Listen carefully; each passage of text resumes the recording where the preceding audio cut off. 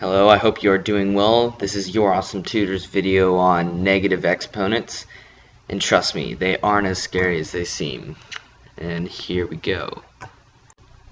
So what do you do with a negative exponent? Well, when a number or variable has a negative exponent, all you really have to do is reciprocate the base and keep the exponent. Now I know reciprocate, you may not know what that means, but basically a reciprocal is just the numerator and denominator flipped. So like the reciprocal of 2 is 1/2, and so like the reciprocal of a would be 1 over a.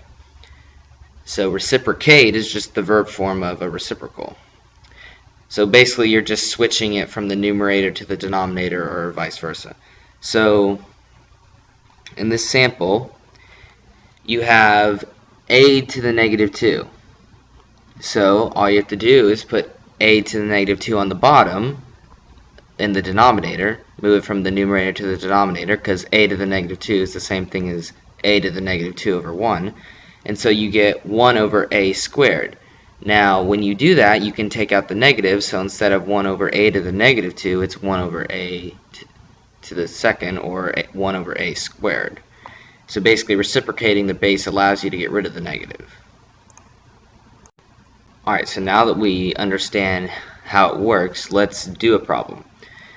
So once you reciprocate and get rid of the negative, you just use the exponent as you normally would, except for now it's in the denominator. So here you have 2 to the negative 2.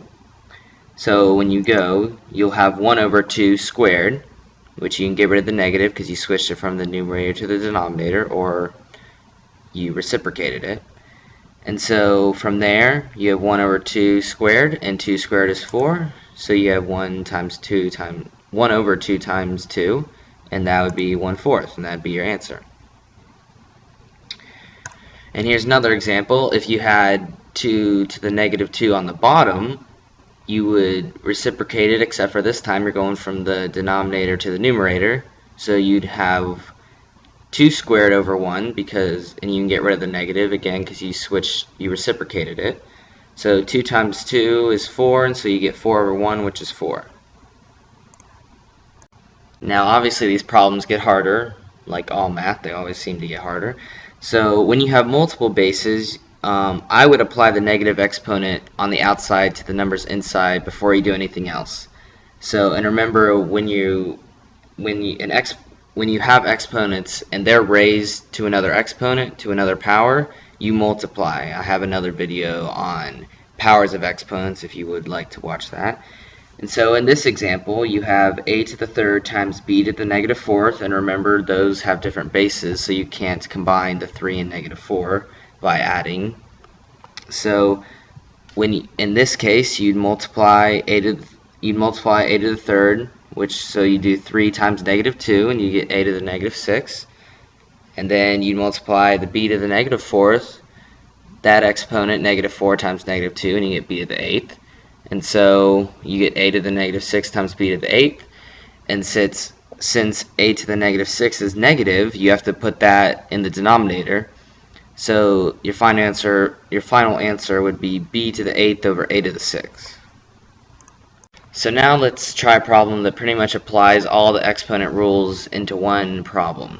So here you have a to the 4th times b to the negative 5th all over a to the negative 7 times b to the 3rd. And all of that is in parentheses, and all that is squared. So I would apply the squared outside of the parentheses to everything individually first. So then you come up with a to the 8th times b to the negative 10th all over a to the negative 14th times b to the 6th. So that's all the exponents multiplied by 2. And then when you use the division rule, when you're dividing exponents, if they have the same base, you can subtract. So here you subtract a to the 8th, so 8 minus negative 14, which becomes a to the 22nd.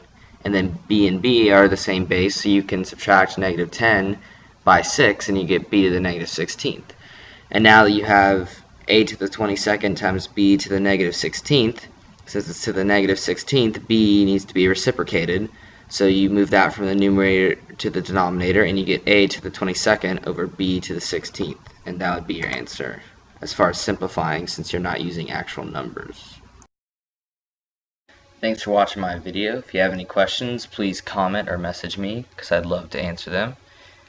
And I'll have more videos coming out soon. If you want any topics for me to cover or make a video about, please tell me. Please subscribe if you like my video and give me some feedback so I can improve on my future videos.